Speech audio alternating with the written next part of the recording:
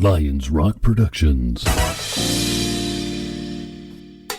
This is Jay This Moore. is Greg Proops. This is Jordan Harbinger. This is Dexter from The Offspring. This is Nathan This is East. Sebastian Younger. This is Rick Marotta. This is Stuart Copeland. This is Mick Gillette. This is Andy Summers. Hey, this is Skunk Baxter. This is Gabby Reese. This is Rob Bell. Hey, this is John Leon Guerrero. Hey, and this is Pete A. Turner. This is Erik Kleinsmith, and you're watching The Break It Down Show. And now, The Break It Down Show with John Leon Guerrero and Pete A. Turner. For those that don't know, Erik and I used to be in the Army together, and he was my commander in Bosnia, and he commanded a company of spies. That is a no-shit fact right there. He was the guy that came in when we were there, and it's interesting, and we'll talk about this in another episode, but our battalion, specifically our company in our battalion, really was the spearhead for the whole Bosnia effort at the dawn of the digital age and human collection. So that's kind of an interesting topic. We will talk about that another time. But that's who Erik is. Erik is super notable for a number of things. He had his finger on the 9/11 attackers before 9/11. He testified in Congress because of that, and they wanted to know what the heck happened. He also is part of a team called the Case Breakers, and they go out and they look at cold cases, especially particularly famous ones. Like they figured out who D.B. Cooper was. They've solved who the Zodiac killer is, this guy named Gary Poste, and they're working on Hoffa, and they're working on all these different things. And I guess today, at some point, we're going to talk about Ukraine. But I wanted to just briefly, I just want to talk a little bit about Case Breakers, Erik, for a minute or two, just to kind of give us all an update, because everybody's desperate for more, but it's hard to get more out because these things move at their own pace. Yeah, it's a slow. I mean, it's a slow slog, and when you get into some of the, like, you know, the cases that we're doing, these are the holy grails of cold cases. I mean, we have several team members that are working on a lot of local cases. I mean, there's 1,800 cold cases, or cases that go cold per year. And when we first started gaining a little bit of notoriety, we were getting lots and lots of what I got to say, very depressing emails of, "Will you please help me find the murderer of my son? Will you please?" Very personal. Lots of folks that are very frustrated. And, bottom line is law enforcement does not have the resources to solve every case. If only when you get to a police state, are we able to do, are they able to even get close to covering down? So you have to commit your resources to, what can be solved. And if it just goes cold, it goes cold. It gets put in a different file. A different team takes a look at it, and that. Good Lord, the ones we're dealing with now, we're measuring the time in decades, 40, 50 years. These are no longer cold cases that were the ones we're doing. These are historical cases more than anything else. Right. That reality, I mean, it's there. And then sometimes sometimes the system can't reliably prove that somebody did something, even like Tupac Shakur's murder. Right. The government's never going to solve that. Maybe some detective will put together a package of data and be like, it's most likely this guy. Right. But that's never going to court. You're never going to be able to prove the case. Right. And so when you're a prosecutor, you're like, hey, quit looking at Tupac Shakur. Right. We can't put resources into that, Right. That's what we're running into. Good Lord, ran into it with Cooper. We're running into it now with Gary Poste and the Zodiac killer, where it's, look, it's like, and you gotta feel for the San Francisco police, the Riverside Police Department. Sure. There's some smaller sheriff's offices out in the middle of the state, where Gary Poste grew up and where he's from. And quite honestly, it's like, look, I could answer all your requests. I could get into this with you, but I'm spending time and resources that I'm not spending then. Right. On something more recent, and quite frankly, that's something that actually can do some good in the world. So you really have to do. I hate to say it, but you're prioritizing your morals on what can be solved. Can I go after this guy, Cooper, who didn't kill anybody? He only stole $250,000, pulled off a terrorism hijacking for $250,000. And then we think he died a couple of years ago. Why in the hell do I want to spend resources on that when, especially like the Bureau, when the guys we were dealing with in the Bureau, the same team that was in charge of the missing and exploited children. do you want to go after some old fart? Do you want to go after to help the family of a child that's actively missing right now, or is only 3 or 4 years? You could actually do some good and save a life. It's a great point. And just to illustrate it even more, Vallejo is where the Zodiac operated in, which is next door to my hometown. That's why I know about a lot of this stuff. Right. And it's a town of, let's call it 120,000 people. Not a huge place, but it's a place that in the 2000s, had a lady abducted and raped.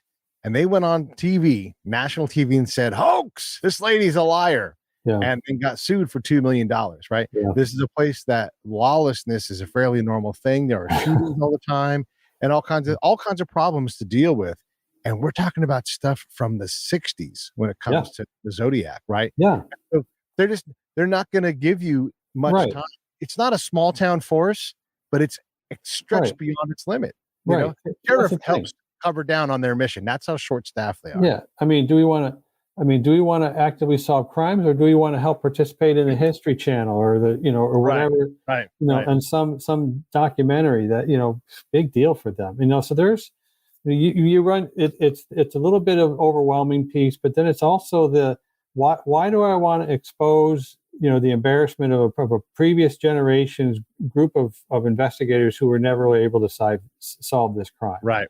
Where do you, it's like, I can't remember what show it's from. I think it's George Costanza from Seinfeld. It's like, where do you get the gall, to think that you can be better than than these past investigators who have quite frankly destroyed their own lives in some cases. Oh my gosh, divorces, drug abuse and everything. Alcoholism. It was just, these things can eat you up. And I guess the one that's really hardest to work, of the 4 cases that we're working, I mean, the Zodiac and Cooper and the Hoffa, and I grew up outside of Detroit. I mean, when Hoffa went missing, they went to my dad was a middle school principal or assistant principal at the time, and they went to his middle school and they made all the teachers open up the cars in their parking lot because they got a tip off that Hoffa was in one of the trunks of one of the cars. I mean, that's how close the Hoffa was to me. I mean, I was in the area when it was going. That's all anybody talked about then. Even as a kid, I still,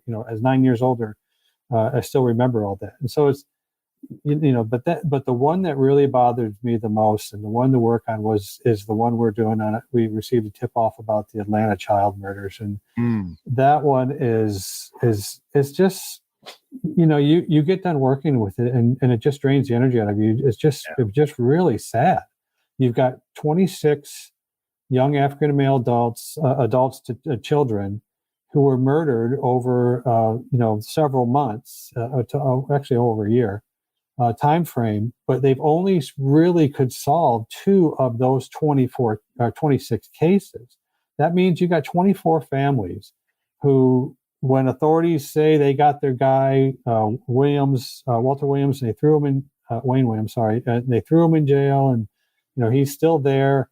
He's calling into the family support group saying, look, I didn't do it, while he's serving life for 2 of the murders. And they only got him on forensic evidence. They got some fibers off of the two of the children that were thrown into the Chattahoochee River, and they could trace it back to his vehicle. That was the forensic evidence that got him. But the thing is, like, okay, so that's 2 of them. What about the other 24? So we're receiving tip-offs about the other 24, to include these 2 murders, and it just confounds me. And why would, okay, we think we got this guy for 2. Let's close the books, close the shops, shut everything down, and say we got our guy. Right. We're good to go. And, and now that the more and more we get information coming in, we got a lot of folks that are volunteering information. Again, 40 plus years later. It's just gotten downright disturbing. I wish I could go into the details with you this one, but this one is the best thing I can tell is, like, we actually have a no kidding live witness who has disappeared over the past month, and we're looking for him. I mean, that's we have an active search out for one of the individuals involved who we did find and interviewed, and then he disappeared the next day. So it's just some strange stuff that. But again, it's just, oh God, it's just horrible to have to go through have to relive the pain that all these families are living day to day.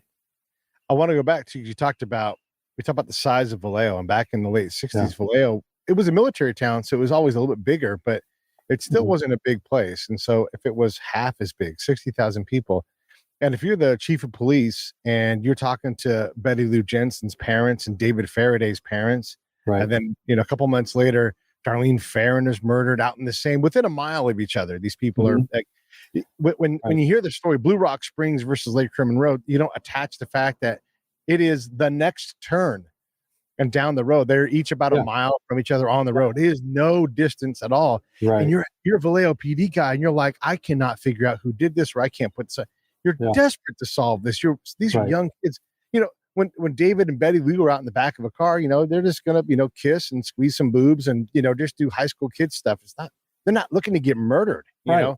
Right. And so the cops, oh my God, it's horrible for them. And they at this age, these guys are taking it to their graves, like that they never were able to solve this thing.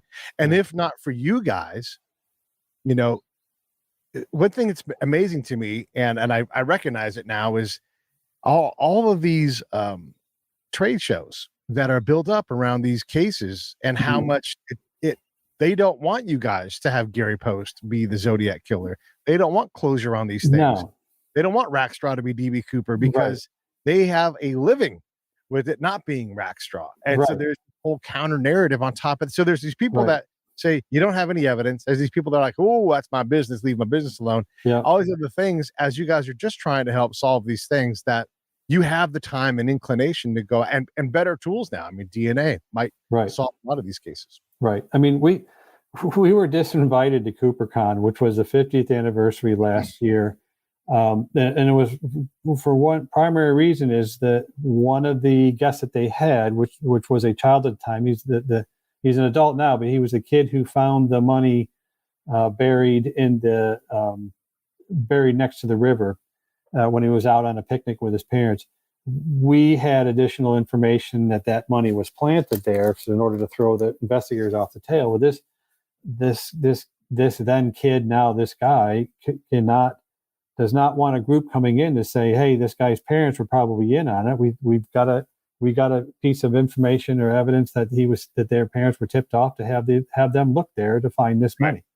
Well, and then as you know, if this guy's saying, look, if these guys show up, I'm not coming to your conference to speak. Well, that's, you know, one strike against us. But then again, your entire business model is based upon not solving this case in reality. I mean, you want folks to come in and discuss it and go to the hotel and spend money and buy merchandise and everything else, but that in itself becomes an industry and becomes, you know, a source of revenue. Why would you want to bring in a group that says, all right, you know what, we've solved it, you don't need to have these anymore? Right. You don't need these anymore. Yeah. Exactly. Go find a new thing. There's a couple other things I want to talk about here with case breakers. Then I want to move on to Ukraine and everything else. One of the common objections, and I don't mind the objections, because this is where the rigor comes in, right? Like, you guys need to be able to withstand this. Right. They say you don't have any evidence, or they say it's all circumstantial evidence. Right. And I don't know that we all agree on what those words mean. Yeah. But what's your basic response to, you guys don't have any evidence? And then also, can you also circle back on, why not just walk up the hill to where the weapons cache is and grab that pistol? Right. Well, part of the trouble is that it all that costs money. I mean, to get up this to this mountain to where it is, we have to go up with the family member who knows where it is. It's that kind of, you know, and you just can't, you know, to be able to get the assets. We're doing everything on a shoestring budget, so we don't have the power of an entire network behind us until we land a documentary and they said, hey, we'll spend the resources to do that. This is an all volunteer operation. It's run by a guy who's been a great friend of mine, and I consider him a great friend for the past 12 plus years. Tom Colbert, who's lives out in California, and he's pretty much staked, you know, his entire reason for being on working some of these cases, and not only he's got these like I said, these marquee or cold case, these holy grail cases, but he's really looking to build a structure through a nonprofit to put together cold case teams in every state. I mean, we've got Jennifer Buchholz, who's she's a great member of our team. I brought her into our case breakers when she essentially brought us the source for the Zodiac killer. But she works cases on her own, and you've interviewed her before. She's a former Army counterintelligence agent. Knows you from there. But she's working some smaller cases on her own. She's solved a case in Arkansas of a long forgotten murder. Now she's working on one in Lubbock, Texas, and that's been an issue because they were disinvited from CrimeCon, which is a massive convention that's held in Vegas every year. They just said, look, the folks that are involved with that case said if you show up and if you talk about this case, they're going to sue.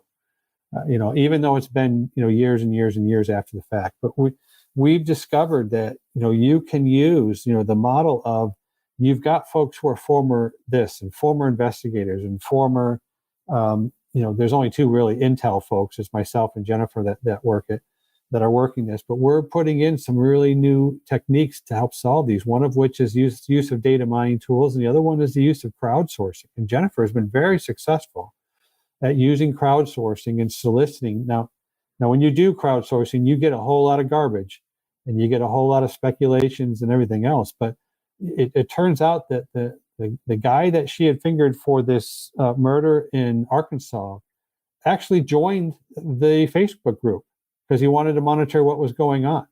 And it just, the stuff that he was mentioning or keeping tabs on just didn't jive. And so that's when things started getting close, that she was watching the patterns of his reactions and that kind of thing. So it's just, you're using some new techniques, but none of these cases can be solved without A, resources to put at them, and B, without what I call a spark or a new piece of evidence that points to one particular answer or one hypothesis, is that like this is the guy.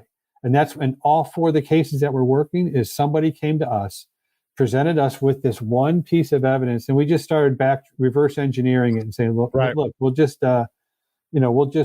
let's check and see if this is the guy. And in all four cases, I'll take that back. In three of the cases, the Hoffa case, we think we have a location. We've actually suited up some guys to make them look like city employees so they could put a ground penetrating radar on the site. And sure enough, hey, there's disturbed dirt under where you're looking. The problem is it's paved over and it's not in the location that Fox Nation is covering the junkyard with the buried drums in New Jersey. That's not the location that at least that we're investigating. That's not that location. It's probably right. Exactly. And the thing is, our story is deep enough and it's got enough evidence in it that if the body is not there, it's probably because it was removed during construction and somebody either carelessly just threw it away with a bunch of junk they dug up, or just, somebody said, hey, time to move it again or whatever, but at least we have a place that he probably was or still is that we're looking at. So, but again, it's like, until you get somebody that comes and gives you that spark that says, I've got a piece of evidence, I think this is the guy. And with Zodiac, the key piece was, I got a piece of evidence. I got a guy who's a family member that says he's the guy. And then we found a second piece that right on the tail end of that was brought to us by an investigative reporter that said, oh, by the way, I've been told the key to breaking all the Zodiac letters and the Zodiac codes is the guy's actual name. And when you plug that in as the actual name, these letters just fall into place with, and our code breakers, first when we sent that information over to our code breaker on our team, he came back to us, he goes, I can solve every one of these in about 6 months. He goes, I can validate right there. And that's almost, in terms of cryptological, that's like having a DNA match for getting the key to break a certain code. You're up into the millions and millions of possibilities like that. We're now, and then we are at the point where we're now looking at DNA for the Zodiac killer. And so, and I know I'm jumping from case to case, but all this stuff is just, there's so much out there to do, but it's all volunteer work. We're not working off of a budget of any sort. There's folks that are taking their own time, their own vacations, even their own travel to go to go look at this. I think it's important to also mention too, like in terms of going to get the weapons cache, the Zodiac with the pistols. You know the story of Jones's Gold in Huachuca, Eric? You know that story? No. Oh, this is great. This is a great story. So in like, I'm going to say the 40s, 50s, there was this guy at Huachuca, and he, realizes there's a hole, looks down on the hole, and it's got a billion pounds of gold in it. Like it's a Sure. treasure trove of actual, this is processed gold, right? This is a stash. Okay. And so the legend is that he grabs a piece of it, throws a big party for all his friends, and he marks where it is up in Huachuca Canyon.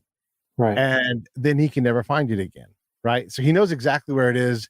Right. And post commanders, all these guys provisioned trying to find this thing. It was really neat story. They wanted to, and they were never able. So we don't know if it was a hoax or not, but there are plenty of people like, no, I remember the day he had it. He had a big hunk of gold, Right. So all these things, so you run out of the ability. Like some commanders, like, that's it. We're never looking again. It's done. And we're not going to spend, but it's millions of dollars to do these things. So if your guy walks up into the hills, one, does the sheriff department want to be involved in this because there's a chain of custody thing? Two, how do you get 20 plus people on the side of a mountain somewhere? People don't understand how rugged this is. Not gentle mountains like the Appalachians. These they're as rugged as it gets. Yeah. And then you have the other thing of what if he's 25 feet or 2 miles to the left of where it actually is, because it was 50 years ago. Right. These are not simple things to solve. Yeah, and that's the thing is it's one those become, why do folks continually go after that? Why? Because just for the thrill of it. I mean, the thrill of the search is as exciting as to some folks as actually finding it. And that's, but the problem is for law enforcement, it's not at all. I mean, it's I can't tell you how many times we've essentially gotten the answer of, we'll help you solve this crime when you come to us and tell us you've solved the crime. Right. And that's really what it's come down to. It's like, give us no kid. I mean, even the FBI, it's like, you give us a piece of the parachute and we'll pay attention to it. Well, we sent guys up into the wilderness and they found 2 pieces of a parachute. Right. And we handed it to them, and we handed them DNA, and we handed them like 1,800 other pieces of evidence. Yes. And then they closed the case and said, we're not working this. So, that's not, I can't, I have friends in law enforcement. I mean, I got friends in the California Department of Justice I really respect. And, I can see it from their side where it's just like, golly, I don't need this headache. There's always those emails that we call them MEGA emails that go around. It's like some boss sends down to some department and says, make it go away, and do what you need to do. And that's what public affairs guys do. That their primary job is to make problems go away. And every time somebody comes up with a new theory on the investigation, it's like, we are not spending resources to do this unless they can actually, and that's the thing is, find me a body, drag it in front of my desk, and then I'll help you solve the crime. Yeah. So, the Tim Hennis case comes to mind when we talk about, what should happen versus what's possible. Tim Hennis is accused of killing a wife and a couple of girls. It's a military case. And so not once, not twice, but 3 times this guy was tried for the crime. 3 times. Wow. So one of the times mistrial because they put a bunch of images above his head of the victims. And so like mistrial. So they tried it again, not convicted. And then the military court brought him in. Under the victims, the mother's fingernails is DNA, and they won't test it. Like this is absolutely, that baffles me. Yeah. And this is not an expensive thing. I get it that you don't have a budget for it this year, but you might have an innocent person in jail, or you can confirm, no, that's Tim Hennis's DNA. He needs to be in jail for the rest of his life, but they won't do it. Right. And so this is the thing you have to battle is like, whatever reason, whatever hold up, no one wants to get egg on there, whatever it is. I think that's part of it. Yeah. And none of these things are as direct as we want them to be when it comes to solving these cold cases. And so bless you guys for trying to figure these things out, because the other thing is by you guys existing walk-ins, and I'm positive that this is true. You haven't told me this before, but I'm positive it's true. You'll have a walk-in come in and say, hey, I think I know who the Zodiac killer was. And you're like, well, why didn't you bring this up before? I did. And then and the part of it is, I'm learning more about how investigations work with different levels of departments from federal to local than I am about cases. You have to learn more about the environment that you're working in, the bureaucracy, the different levels of bureaucracy that you have to navigate. Our initial tip-off was investigative reporter named Dale Julin. And in fact, he was just hosting our previous the Casebreakers.org podcast. He was the host of that. And so he had gone to the FBI when he was working out in California. But the problem is his approach was wrong. And what I mean by that is that he thought that if he showed up to an FBI field office and waited in the waiting room, that somebody would hear him out. And the first thing, the mentality of any kind of law enforcement place is, who's the nut that's sitting out front? It doesn't matter whether we think he's right or wrong. It is make him go away. That's and then again, you start your approach off a certain way, and you find out, like, God darn it, how do I get buy-in with these guys? And that's really what we're struggling with now, is how do we get buy-in to these police departments, whether it's Vallejo or Riverside or whatever. It's like, we're not there to embarrass them, but there's that culture of protection that is always up. It's like, look, we actually want you guys to solve this. We actually want you guys to be the heroes, because you did put in, quite honestly, over the years, 90% of the work. We're just doing, the 10%. We want you. We want to be supportive, and that's we're now in the age where you've got tons and tons. I mean, CrimeCon gets thousands of attendees, and they even advertise. What's amazing is that I think the folks who attend CrimeCon, it's 83% or something like that is female. And the average age is 40, and the average household income is $170,000 a year.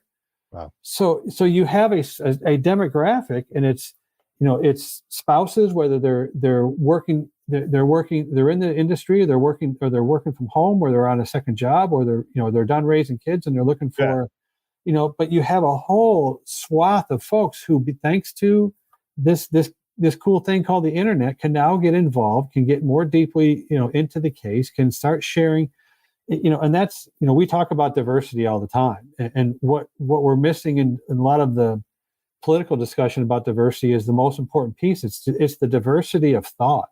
Yeah. It was a housewife that solved the first Zodiac cipher because they published it in the paper, and she's looking at it and says, this is easy.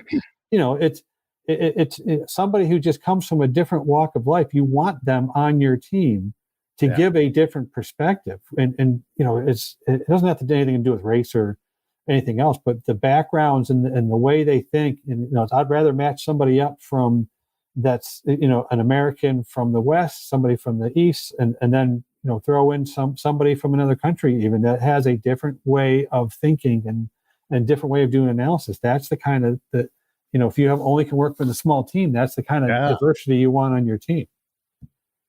I love it. I want to talk about Case Breakers the whole show, but let's. I know. We'll come back. And do you know what? There's going to be updates. I mean, I can tell you, we're actively working a lot of it, and we're down to looking at shell casings. We are looking at DNA.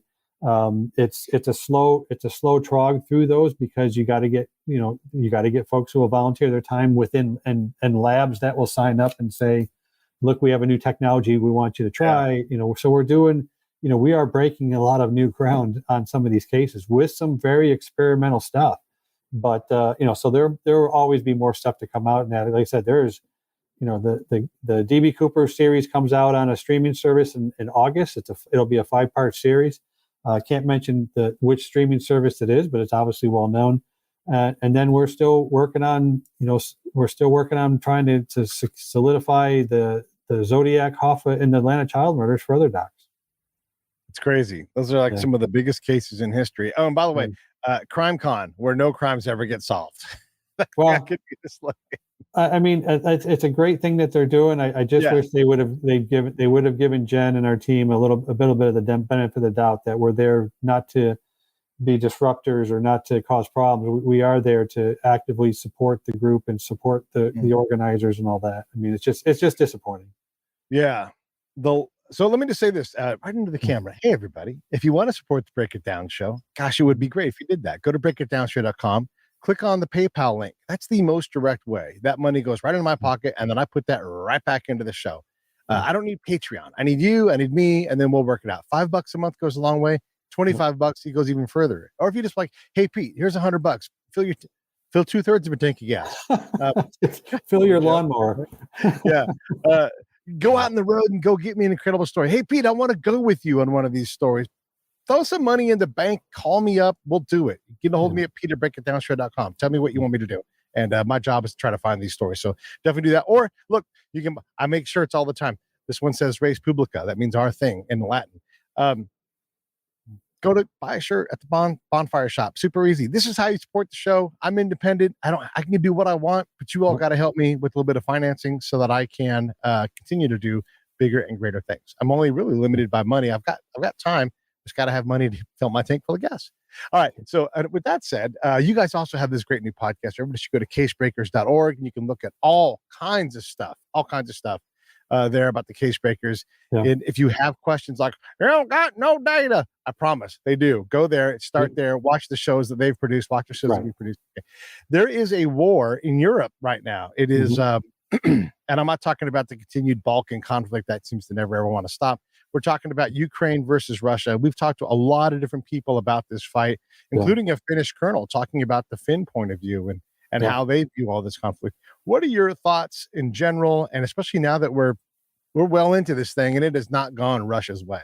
Right. Well, I tell you, that's as a former Army intel officer, that's that came into the Army in the late 80s and was in Europe. I was a infantry battalion tactical intel officer. I was a brigade. I was the intel officer for 1st of the 6th Infantry in Vilsec, and then I went to be the 3rd Brigade, 3rd Infantry Division. That's all we studied was Soviet way of warfare, and you're seeing it play out again and again. And then I actually trained in Ukraine in the mid 90s with the Ukrainian Army, the 7th Motorized Rifle Regiment of the 24th Motorized Rifle Division, Ukrainian. And so I had firsthand accounts it's the training area, outside of Lviv that was recently bombed, and they're using it for refugee staging area and everything. But we had partnered our unit up with this Ukrainian division and Ukrainian regiment through what the military and what NATO was calling the Partnership for Peace initiative. And what that was is after the dissolution of the Soviet Union and the Warsaw Pact, it was a way to train with and get firsthand evaluations of these different countries. Poland was one. In fact, Russia was one. To see if these countries were, I guess you can say, worthy or worth consideration for eventual inclusion into either EU or into NATO. So this was, again, 4 years after the breakup of the Soviet Union. So we got a real firsthand account with how the Ukrainians fought, aka the Soviet way of war. And again, as we had been studying for such a long time. I have an axe on the wall behind me. It's a wooden one, and it just says "For long memory from Ukrainian friend," and that was given to me by the reconnaissance officer of the 7th Motorized Rifle Regiment. We were exchanging gifts. I think I gave him a bolo tie from Arizona, which was the coolest thing ever in the 90s. So, but one of the things that when you look at this invasion and what's going on is it was so many things were ringing bells with me, and so many things were striking true with analysis and the amount of study that we had done. The first thing, the biggest thing that I'm looking at was that, the Russians had two objectives that they had to perform in the initial phases of the war. And one was to completely overwhelm the Ukrainian defense forces within a very short time before the logistics became an issue, before the any kind of humanitarian crisis became an issue. But the second thing, and a lot of the folks who do analysis on this, they kind of bypass this. But the second thing that they had to do is you got to remember that the entire world has been watching the Americans fight for 20 plus years, 30 plus, if you're talking about the first Gulf War and the second Gulf War, and then invasion of Afghanistan. So, and quite honestly, it's especially the first Gulf War. We were able to reduce the world's 5th largest army of Saddam Hussein down to next to nothing. And we lost less folks, less soldiers and airmen and Marines than we lost at the Alamo in the process of doing that. And why? It's because of our tactics, techniques, and our technology. And then there's one piece, and I'll get to this in a second. That's obviously the most important piece, and that's that the United States fights quite differently than almost every other force on the planet. And it's because we have an extremely strong NCO corps. And that is the small unit leadership is one of the most crucial pieces that you don't hear or you don't see that a lot of these other a lot of these other armies are able to fight. And here's examples. I just read this morning that an 8th general, major general above on the Russian forces has been killed. Why? It's because these guys are having to go to the front line because there is no trust in local subordinate commanders. It's a very top heavy command and control structure. So when something goes wrong, these guys have to move themselves almost in the same way they did during any kind of historical war, that from Napoleonic wars up higher. If you need a general to lead the charge, he's got to get out there and lead the charge. There's not that small unit leadership that can, when your leader is gone, your company commander is gone, is down, your platoon leader is gone. Right. You've got NCOs that will pick up and just take on the fight and keep going regardless. That is very rare in other armies, especially the Russian army. And so when you find, the situation, that the second goal that they had to achieve was they also wanted to demonstrate that they could fight on par with the United States and the West. They could move into this country. They could use their advanced technology and advanced weaponry to take the Ukrainian cities and take and overrun the city as quickly as possible. And that's why you saw such a very complex plan of 4 primary axes of approach going into the country, coming in from the east, coming down from the north, coming in through Belarus. It was too complicated for their both command and control, and it was too complicated for the logistics tail to be able to keep up with after the first couple of days. As soon as they met resistance, the entire thing fell apart. So that's really one of those pieces. And so once you fail at fighting like the Americans do, the natural thing was that they then had to revert to fighting in the old Soviet style. And that is a really brutal, nasty, world destroying type of a thing. And there's so many historical examples on it. I mean, I remember touring Berlin with my wife in '93 after the Berlin Wall went down. I was visiting a friend of mine who was an S2 up with the Berlin Brigade, and we're just driving through certain areas. He said, "Hey, you see this big avenue here in Berlin?" Yeah, I said, "Yeah, well, yeah, this is nice broad avenue." He goes, "Yeah, the Russians threw an entire corps down this one street, 21,000 guys to take this one avenue." That's how they fought at the end of World War II, just to overwhelm the Germans with the amount of forces and the amount of firepower that they had. The same thing's happening now. Yeah, I'm just. We've had some great comments, and so I'm just. Those too, because these guys are. They're talking about investigating some of these Russian oligarchs that are getting killed, and as part of this fight, there is these other levels of war. I wanted to back up to fighting like the Americans. One of the things, and look, this is common knowledge for us military guys, but this is not common knowledge outside of. None of this is sexy, but we move stuff better than any military has ever moved things. Right, absolutely. And I know you know this, but there's different what they call. This is for the audience. There's classes of provisions, right? And it's not rank order, but it kind of is. Right. And so, like, class 1 is like food, right? Yeah. These are like most basic thing. You have to feed your troops. Class 2 is uniforms, like boots, pants, stuff to protect you from the elements.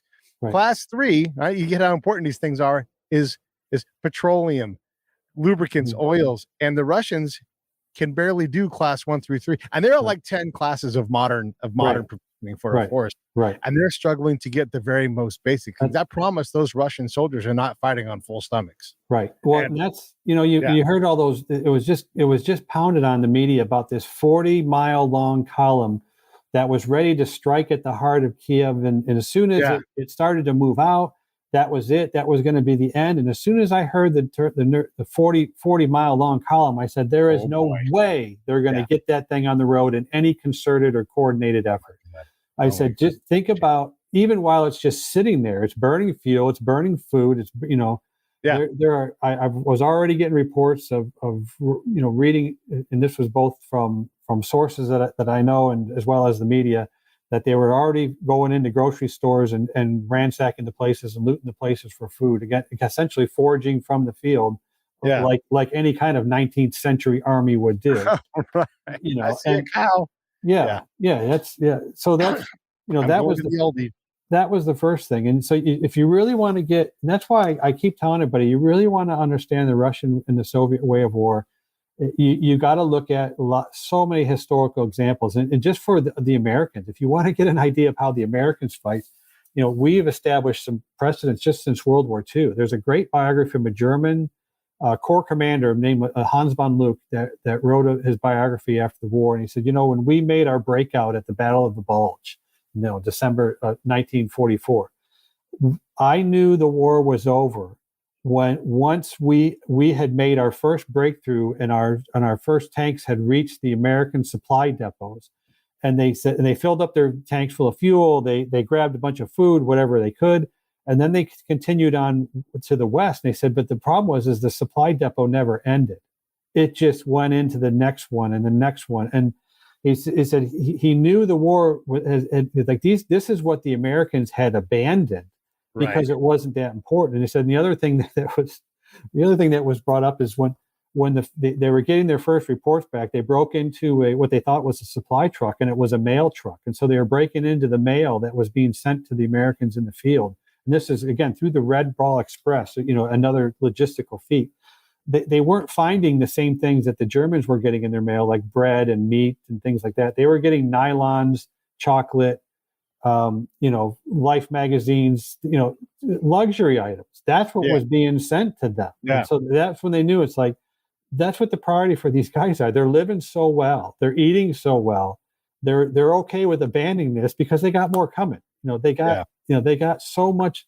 The logistics tale is amazing. That the Americans made somewhere in 1940, made something like 3.5 million automobiles in the U.S. Once we got into the war, they made 385 or something like that throughout the rest of the war, because the entire auto industry, flipped the switch and started making bombers and tanks and ships and everything else. That's how that industry that could do that could flip like that. And that's that's when the Germans knew, it's like, look, there's no way we can beat these guys. And look, the same thing now, go back into Ukraine. How can the Russians take over a country that has this massive logistics tail going out the west side of it into the rest of Western Europe? Oh, by the way, a bunch of capitalist countries that are made to do this kind of work. Right. I just read another story about it's either a Polish or a Czech company is now cranking out barricades that they're 3D printing and sending over the border for these guys. I mean, they're getting these kind of, and it's not just food and water and and first aid. It's advanced weaponry that's coming across. You can never defeat a military unless you can get rid of the logistics tail that's feeding it. We found that in Vietnam. You find out the same thing in a lot of different historical examples. Yeah, it's you're making fantastic points. It's hard to Ukraine is always crying for more weapons and everything, but they are getting it. Like it's not like it's out. Like it happens. May not happen as fast as they want. Maybe they want it sooner, but it's going to be hell. And by the way, there's not been a counter offensive, which at some point there will be a counter offensive, and they will get a hold of weapons that they can point at St. Petersburg or Moscow, and these places aren't that far away. Right. I mean, if they're any kind of fighting force, they've got some counterintel and some intel people inserting themselves into Russia, and it gets really nasty really fast for Russia. Is there, like, I know that they're focusing right now in the east because obviously the Kiev offensive isn't going to work, so they're gonna focus in the east where it's a little closer, a little easier. Right. But even then, the atrocities are stacking up. True or not, doesn't matter. And it's going to be harder and harder for Russia to do anything. And Russia is and Putin is walking on a very thin line. If he steps 1 foot over, here comes Title V. That NATO fist will ball up, and that's the last thing he wants. Because I don't know if you know that. I know you know this. I don't know if you know this, but there are still NATO offices in Bosnia. They're never leaving. So they'll always be in Ukraine, and that'll just be one more thing to pester Russia from now on, because so they can't overstep, and that's why I think the nuclear thing is off the table. But it's such a problem for them to try to get out of this. How do we? The big question is how do we build a tolerable off ramp? Because that'll be expensive no matter what it is, and if we don't build it well, it'll be another conflict. Right. And that's the thing is you got to look at what the Russian objectives are. And it's always been to rebuild that buffer zone that was lost when the Warsaw Pact fell apart. I mean, they were relying upon East Germany, Poland, Hungary, then Czechoslovakia, Romania, all these countries that were part of the Warsaw Pact. Well, they went away. And to make it even worse, some of them started joining NATO. And then to make it worse, now the Ukrainians we're talking the same thing, and they had some very anti-Russian leadership. That's there was the poisoning incidents. I can't remember the guy's name. Assassination attempt. So when they moved in 2014, that was really a first step to rebuilding that buffer zone in the Donbass region. This one, I think while their initial goal was let's just take the whole country and make it like a Russian stooge like Belarus, is like then we'll have the entire country to at least have that as a buffer zone. But this consolation prize is, well, we're not going to be able to take the whole country. We just don't have the wherewithal to be able to defeat a force like that. So let's concentrate on the East, and we'll at least have the East as a buffer zone with the the Donbass region and the Crimea, and more importantly is a land bridge between the Crimea and Russia proper. And so that's they can still declare victory by going back and saying to their they've already got the I don't know if the whole line is we're fighting against these fascists. So they're trying to stoke the image that Western Europe we didn't defeat the Nazis and the fascists, we were co-opted by them, and so now Ukraine is full of fascists or whatever. It's just it's even in American political discourse, I can't remember, there's a term for it. It's like, how fast can you start mentioning Hitler and the Nazis and applying that to your political adversary before you get there's actually a term for that. What's the time involved? So it's kind of the same thing. And so what they can do is they need some sort of off ramp, and I think that right now, just to get this war a ceasefire in place, that there may be a way to give them that off ramp that says, so they can go back and say, well, you know what, we did what we wanted to do. That the whole Kyiv invasion force was really the secondary effort or a feint, and we did what we set out to do. Is we created that buffer zone in eastern Ukraine to to stave off the fascists from invading mommy and popsky Russian families or whatever. You can twist it and turn it and build some sort of messaging from there to say, look, I actually achieved victory in this thing. It did cost some lives. It costed cost everything. But then they can go. Putin still has fairly high ratings within the Russians. They were extremely high. He was up into the Stalin level in 2014 when they did invade, because he did what he said he was going to do. He's going to create that buffer zone, and he did it.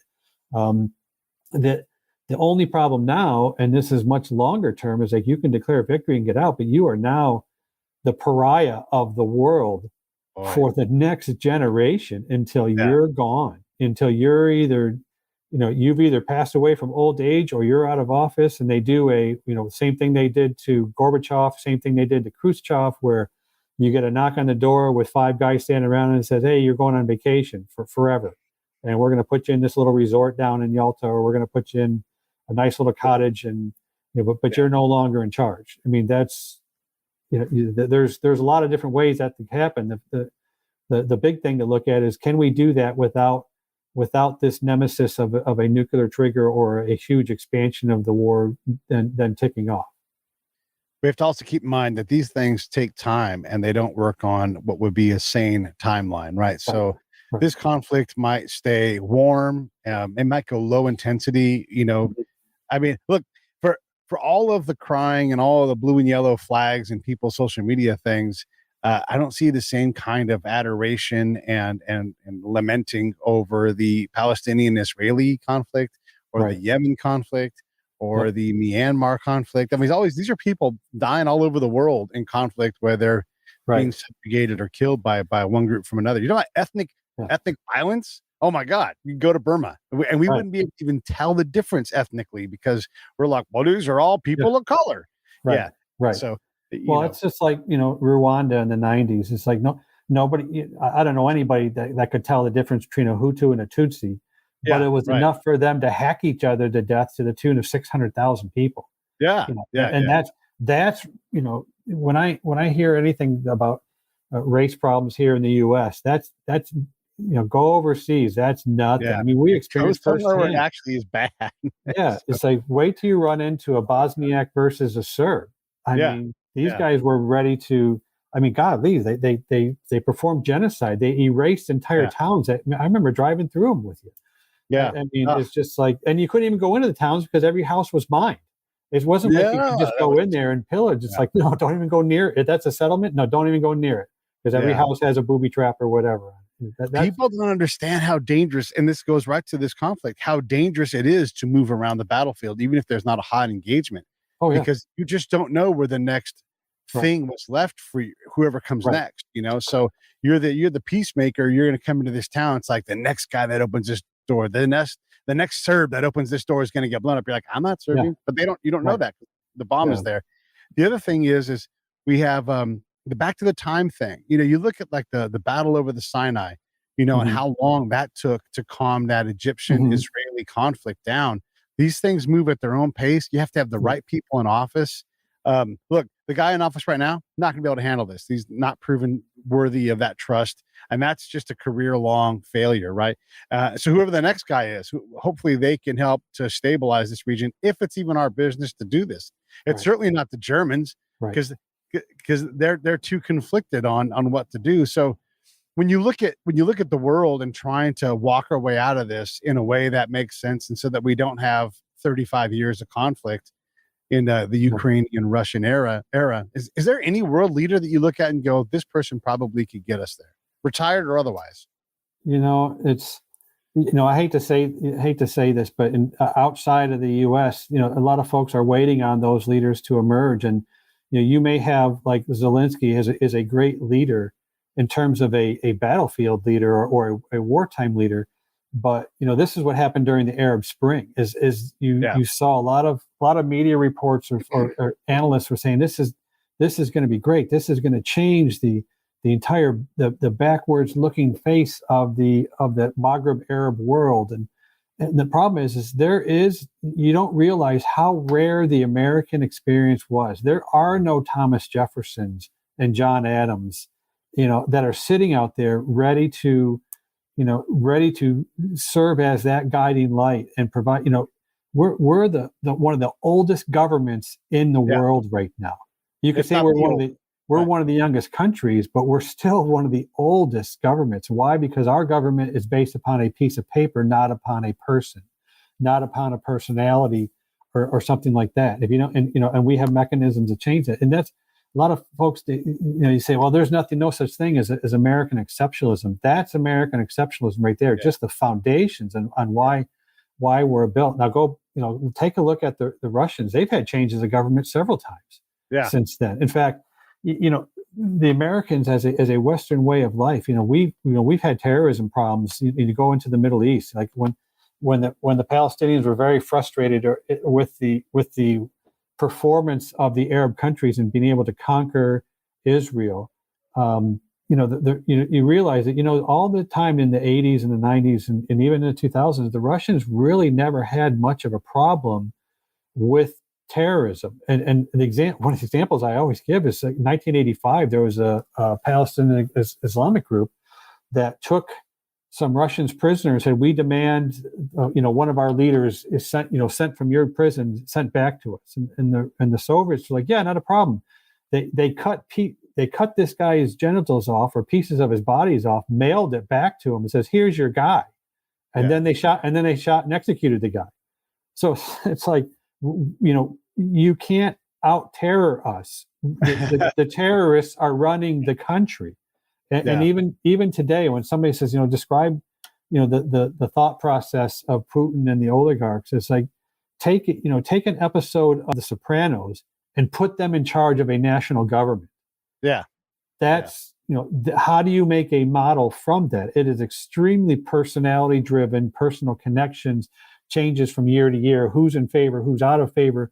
Whereas we are still bound by some, rules of, constitutional formats. Even in the other Western countries that have adopted a parliamentary system, at least they are beholden to that. So it's not the rule of who's ever got the greatest idea. It's, you have to stick to the rule of law, and that's the most important piece.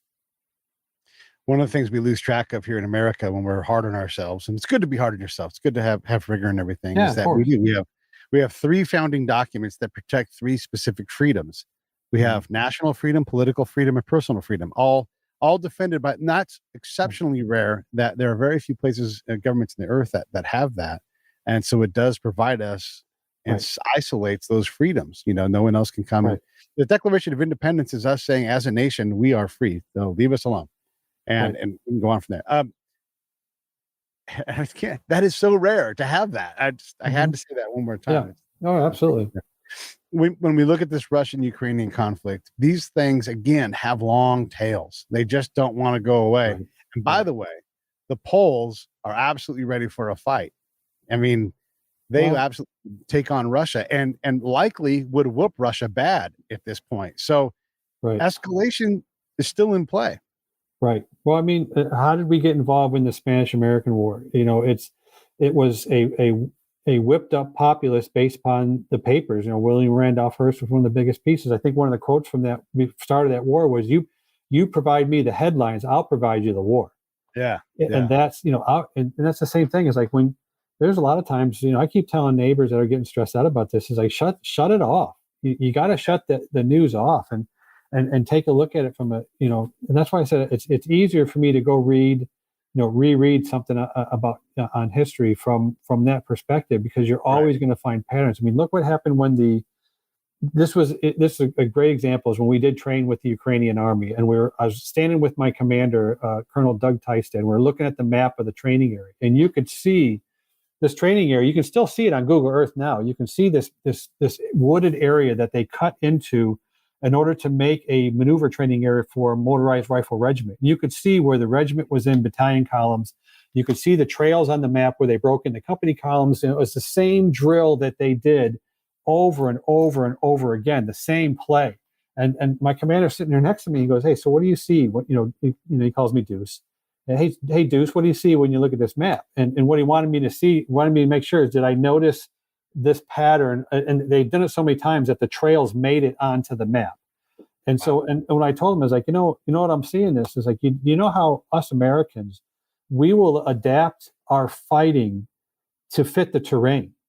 What the Russian Soviet model is that they will adapt the terrain to fit their fighting style or fit their tactics. And so when you move into Kyiv and you move into, I think, Mariupol really ceased to exist as a city, because you've got a problem with defenders in the city. No problem. Let's just destroy the city. Then we won't have to worry about it. And they did it in Berlin. They did it in Afghanistan, where if they received any resistance from a town, they'd surround the town with vehicles and assault helicopters and just wipe out the entire town and raze it. Yeah. You don't have to worry about the populace. You don't have to win any hearts and minds when there's no hearts left beating. That's the way. That's kind of what they're doing now in the East. Their recon forces are getting beat up, or they're getting destroyed as they're trying to do their traditional reconnaissance of sending in their combat reconnaissance patrols or their recon companies. They're getting shot up, so the tanks are going in blind. So now they've pulled the tanks back, and they're almost purely relying upon massive amounts of artillery it's not necessarily to say, well, we're going to do some pinpoint strikes and take out this command post. No, we're just going to take out the entire block and everything in it, and then we don't have to worry about that part of the town. And you're going to see more of that. That's why this is really the saddest part. Is it's just turning into a disgusting grinder, a slugfest in the eastern part. And for having Americans go into that, you're asking for a massive amount of loss of life on our side, as well as the continued loss of Ukrainians and Russians. And what are we doing? We're risking nuclear war and a huge expansion of that war. And I know it's like, well, is that in our national interest? But is that the moral thing to do?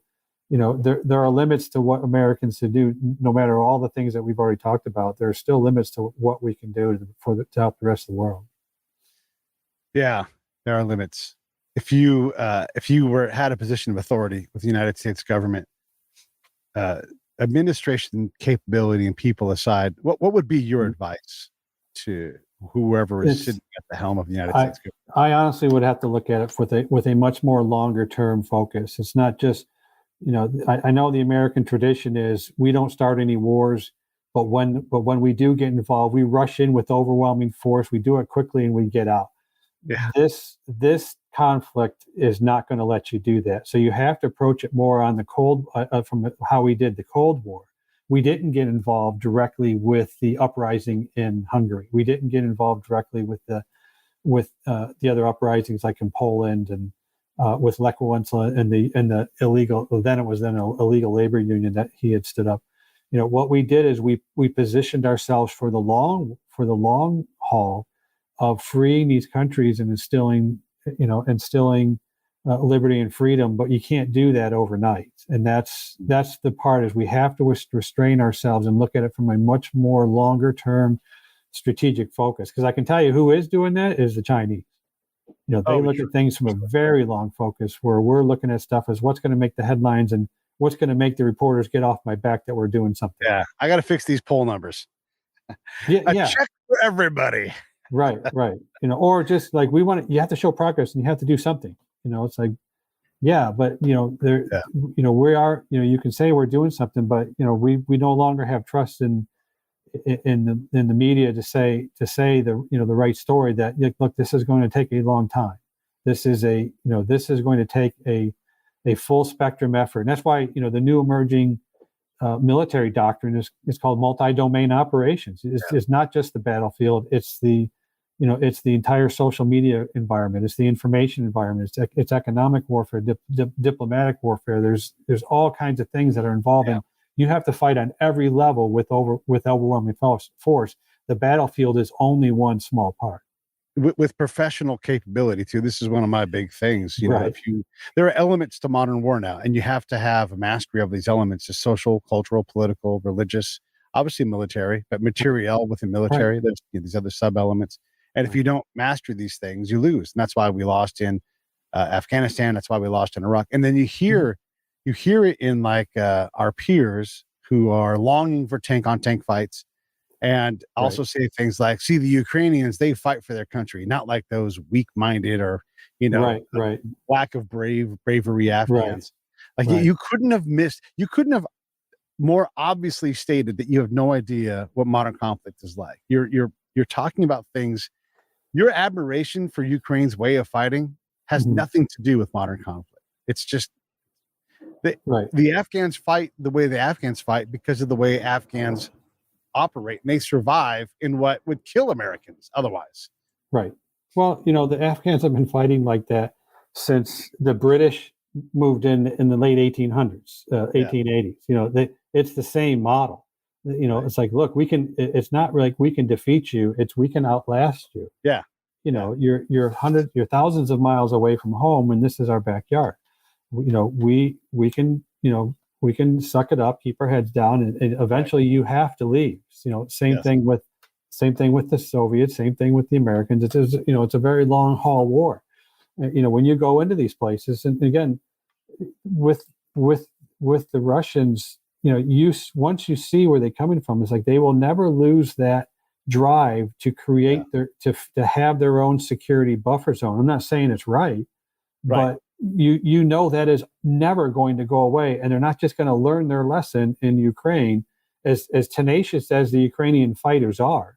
Yeah. And again, that should be a warning to anybody that's looking to do any kind of aggression, I don't know, towards Taiwan. You can try to invade, but you're going to risk becoming the pariah of the world in short order. So the Europeans are now reevaluating their entire economic model on, do we really want to rely upon these guys? And quite honestly, the Chinese are risking that as the manufacturers of so many different sectors. That was the warning bell was when Trump came out and just said, we need to disassociate ourselves with a lot of these ways that we've tied ourselves economically to a country who, quite honestly, does not consider us their friend. In fact, they consider us their either competitor or their adversary. And so that's the kind of thing that now has to be weighed. It's like, we could take Taiwan. We'd lose a lot, how many hundreds of, tens of thousands of people and equipment and everything else. But do we really want to risk the next generation of destroying ourselves economically in the process? Because look at what the Russians are doing, and they're teaching a great lesson to the Chinese are taking notes. They're taking notes from a tactical standpoint on we need to relook at our relook at our entire way we do logistics, because obviously that failed. We need to take a look at how we do small unit leadership, because that's failing. But now you need to look at, we need to look at how do we sustain ourselves for economically after being, showing ourselves to be the thugs of the world for such a long time. And quite honestly, it's really made a lot of folks who are just rubbing their hands that have been studying the Soviets for so long, like, oh boy, we can finally go toe to toe with these guys like we wanted to. It's a different world now. It's a different world for sure, and the war we want is war because who'd want to fight us toe to toe? This is the thing that we gotta understand. Like they don't want to do that, right? So a couple questions. One, does Taiwan even matter to us? More importantly, today it appears that there will be a massive flipping of the House, the Senate, and then following on probably the presidency, because it's hard to recover once you're that far down the hole. So do we in the next 4 years see B2s running missions? Like, look, we picked a side in the Bosnian conflict, right? We easily could have picked the Serbs. They were the bad guys, and that's how history is. But we all know that the Balkan history is a complex history, and to just pick one side, you're going to pick the wrong side no matter what side you pick. So do you see us dropping ordnance on oil fields or some other strategic but non-populated target? I mean, I think it's a non-zero likelihood. Like, it's something above.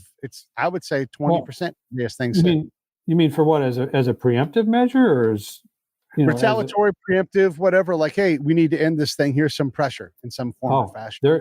There has to be I would say there has to be an entire relook at what does preemptive or what does deterrence actually mean now? Because obviously it didn't work with the Russians. And it used to be the MAD principle, mutually assured destruction. That was going to keep us, and which has, by the way, that has worked over the years. So we need to relook at all of that. I think it's for decades. I'm not sure if they're still in this posture, but like the Japanese, they're restricted by their constitution of not spending more than 1% of their annual budget on their defense. Right. I think after this, there's going to be a lot of countries.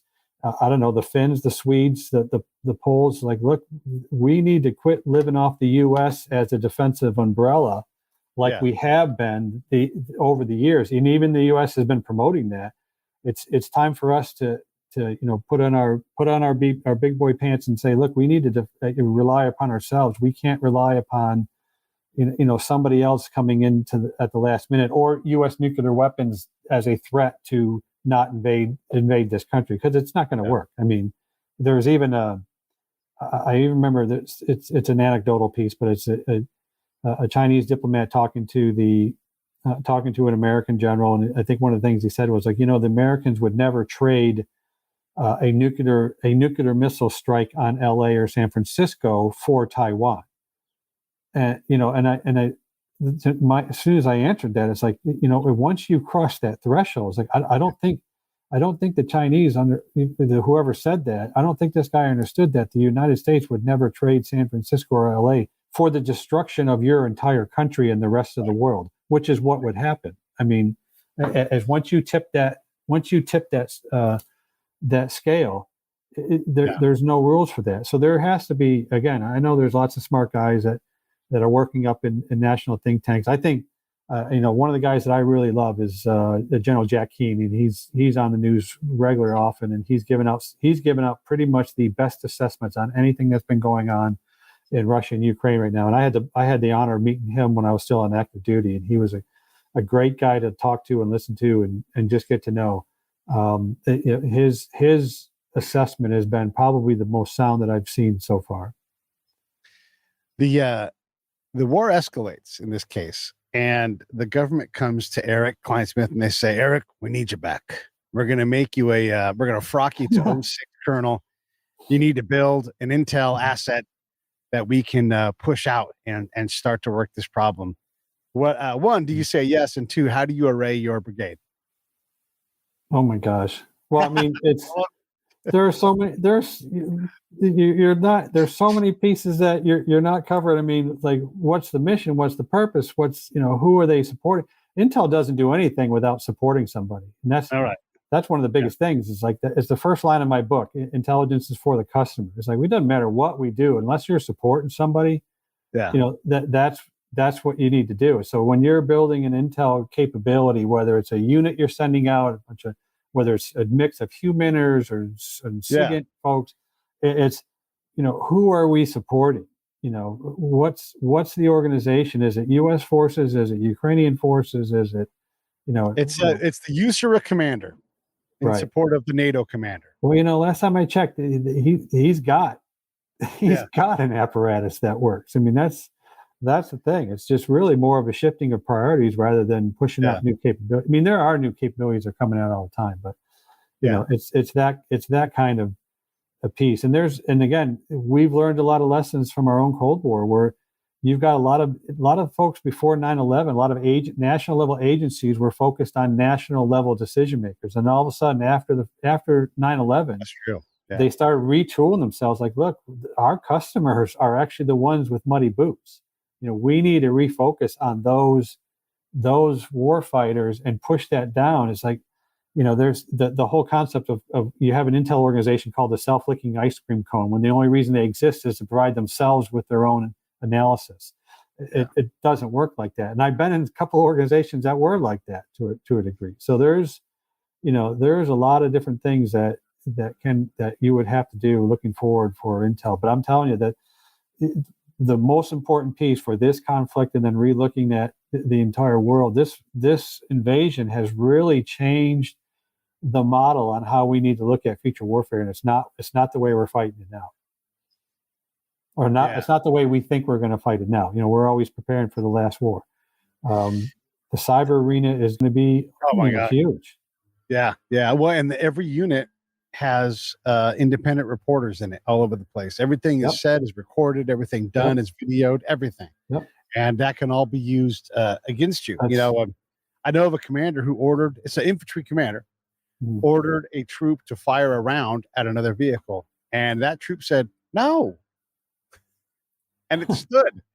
It stood. So I don't want to give too many scenarios like that at all, that's not supposed to happen. If an infantry 05 or above says put a round into that vehicle, that E4 and below, selects it to fire and throws a round at that thing, and damn well better hit it right where he wants to hit it if he's in an infantry battalion. Don't you damn miss. Right. But that's the world now. I've heard something similar like that. It's just like, hey, private, you see that building over there? Yeah. Yes, sir, I can see it. Well, I don't want to see it. Yeah. Make it go away. Well, I can't do that. There could be people in there. Right. That's the point. Right. That's true. Yeah. Well, so, okay, we've covered a lot of ground, and I don't want to take all of your time, but it's always fun to talk to you. Do you want to ask me anything? Do you want to bring anything else up? What do you want to do before we close out? No, I mean, just tell you that I am I'm going to be giving several talks. There's a great organization that I'm going to next week in Dallas. It's called the International Association for Law Enforcement Intelligence Analysts. There's a sister organization called Law Enforcement Intelligence Unit.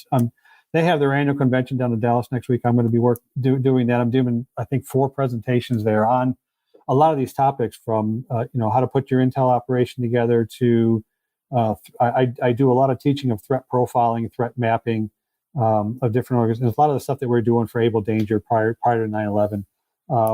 It's just this is the kind of thing that keeps that's kind of thing that keeps me active, and this is why I don't golf. Keeps me doing the things I like to do. So it's just I think even this show, once we're done with this, let's get together in a couple of months. We can talk the same stuff and have a totally different conversation on both cold cases and what's going on overseas. So, well, and just to tease one thing that we're talking about doing, we haven't done it yet, but I want to talk about the 165th Balkans and the digital dawn of human collection, because whether folks, and this kind of goes against your thing. One of the things folks have to accept is that the 165th, specifically Delta Company, the counterintelligence / interrogator company, we were the tip of the spear. Like, we were the chrome on the tip of it, because without us doing that, because there was no combat action that was going to happen. I mean, without us, that mission doesn't work. And and for some damn reason, we were able to succeed. I was told several times while we were downrange that what we were doing, our agents and our interrogators out in the field, were, quote, the only game in town. So no matter how, what you had for any kind of, overhead technical assets or whatever, and I write that in my book, is like sometime in the late 90s, early 2000s, that America fell in love with technology, or military intelligence fell in love with technology. And we've kind of disregarded the skills and the capabilities that, no kidding, old school interrogators and old school counterintel agents and human, collectors, folks on the ground doing the money boots thing, we kind of disregarded that. It's like, we don't need that. We have satellites now. It's like, but you're not able to get into the thought process of this local leader. You're not able to understand that footprint. And the military learned their lesson. It was kind of a peace dividend thing, where it's like, let's get rid of all the interrogation units. And then after Abu Ghraib, they said, hey, you know what? We need to bring a bunch of interrogation units back together and get them trained up. That's what, the U.S. Army is already learned that lesson 10, 20 years ago, and they're reworking that. So that's, again, we're going to learn a bunch of new lessons from this one as well. I would say that we've been offered that lesson. I don't know that we've learned it, because when I see the quality of our human collectors, and I'm speaking as one, the quality isn't there because we don't focus on those professional skills. We try to, but we're not very good at it. And we also allow too much willy-nilly engagement with locals by people who are not experts. Right. Just because you're a commander doesn't make you an expert on human engagement. Might make you an expert on tank combat, but in this fight, you're subordinate to me and my ability after having 1,000 combat missions. I've talked to a lot of people. You're going to have to learn from me before you go out and talk to someone and engage them in a way that's going to have any kind of tactical connection to the strategic goals. Is that fair? Yeah. I mean, the problem with any kind of human collectors on the ground in any area is, one, is too slow. I mean, and compared, to what we're used to with like I can get better stuff from CNN, Fox News, or whatever. And the other thing is it's deemed as too risky. Wait, we're putting our people out there in harm's way. We're sending this guy into a meeting with the mayor with a bunch of thugs that are his bodyguards. And do we really want to do that? Or do we just want to rely upon the internet, to do that a much more sanitary way? And so there's, those are the kind of things that we have to you have to grapple with and figure out how do we, and the other thing is, like, if you're moving into an area, it's not that that these human guys can go out and the next day can start giving you some really great stuff. God, yeah, it takes forever. It's weeks to months before something great comes out of it. So that's if you're moving in and you don't have your guys that have already been in there for a week, couple weeks and months, you're already too late. Yeah, and that's the thing, is that there's a lot of drawbacks in how there's actually a part of my book that I talk about that. Like, there's different types of intel, and some of them are great for hard targeting, and some of them are like the humaners. Like you really need them for a totally different type of collection that you're looking for.